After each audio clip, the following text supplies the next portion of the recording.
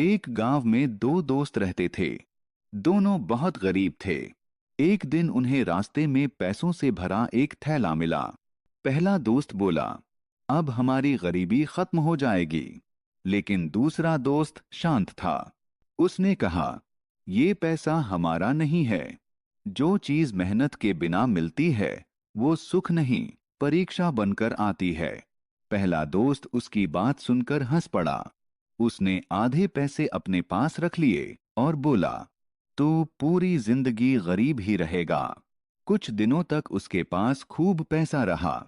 उसने नए कपड़े खरीदे, लोगों पर रौब दिखाया और मेहनत करना छोड़ दिया। लेकिन एक रात गांव में सैनिक आए। उन्हें पता चला कि किसी व्यापारी का धन चोरी हुआ है। जांच करते करते वे उसी लड़के तक पहुंच गए।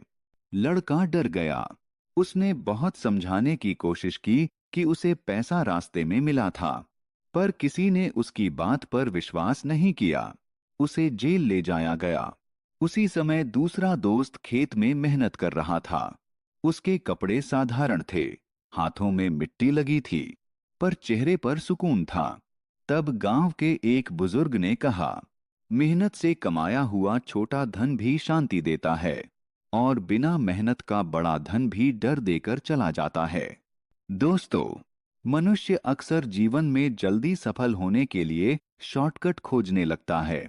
उसे लगता है कि बिना मेहनत के मिला धन, बिना संघर्ष के मिली सफलता और बिना धैर्य के मिली ऊंचाई उसे सुख देगी।